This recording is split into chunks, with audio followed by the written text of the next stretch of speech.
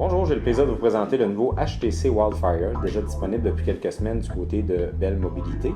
Un appareil convivial, si on veut, qui se situe entre un téléphone cellulaire qui est actuellement plus spécialisé au niveau de la messagerie texte et les téléphones intelligents standards qu'on retrouve dans la catégorie des Samsung Galaxy S ou du nouveau HTC Sensation. Donc un appareil qui se situe entre deux dû à son format principalement. C'est un appareil qui est performant. On parle d'une plateforme qui est Android 2.3 combinée avec la plateforme de HTC Sense. Donc ça travaille très bien. On peut voir que l'épaisseur de l'appareil est vraiment intéressant.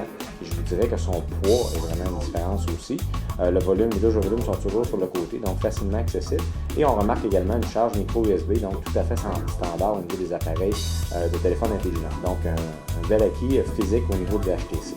Maintenant, si on regarde la qualité d'écran, on parle d'un appareil, comme je vous disais, intelligent, plutôt du côté bas de gamme par contre. On ne parle pas d'un appareil avec un écran HD, mais plutôt d'un appareil de 3,2 pouces et avec une résolution de 320 par 480 pixels.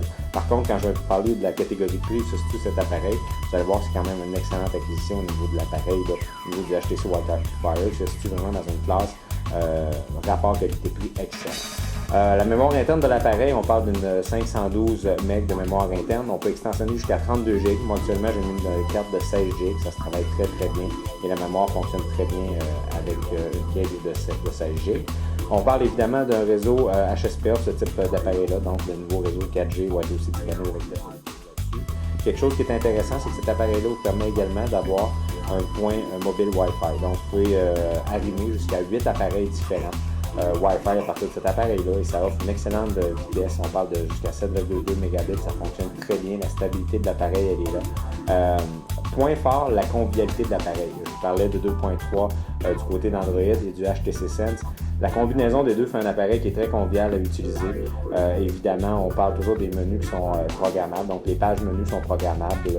On peut mettre les options qu'on veut, les téléchargements qu'on veut, principalement compatibles avec tout ce qui s'appelle application du côté d'Android. Donc on peut downloader nos LinkedIn, Facebook et compagnie. Ils travaillent très bien. Côté justement Facebook et réseaux sociaux, quelque chose qui est intéressant avec le nouveau HTC Wildfire, c'est le Friend Stream, qui permet de centraliser, et le Friend Stream fait le tour de tous nos réseaux sociaux, Facebook, MySpace et compagnie, et regroupe toute l'information dans la même tâche. Donc c'est quelque chose qui est intéressant du côté du HTC Wildfire et principalement évidemment de la plateforme de HTC Sense. Évidemment, les touches sont assez simples. On voit ici la touche maison qui nous ramène à l'écran de base qui est totalement programmable, donc on met les applications qu'on veut dedans. On peut, de mon côté, j'ai inclus également une fenêtre Google qui me permet d'accéder à Internet là, avec le HTML et du côté du Flash 10.1 également. Donc la convivialité elle est là. Ça fonctionne très bien. Si je décide d'aller sur une application, je peux également ajuster mes écrans au besoin. Donc ça se travaille très bien. Évidemment, comme toutes les technologies d'Android, les plateformes Android et du côté d'HTC, on a accès à nos applications qui sont faites dans le haut de l'écran. Donc encore là, une convivialité très facile à manipuler du côté d'HTC. Le point majeur, comme vous pouvez voir, c'est un appareil qui tient très bien dans ma main et c'est un appareil qui est très léger. Quelque chose qui est bien aussi, on parle de 350 minutes d'utilisation pour la capacité de la batterie, 350 minutes d'utilisation et de 520 heures en mode veille. Donc, très bien. Par contre, il faut être réaliste, c'est rare qu'on se rende jusque-là.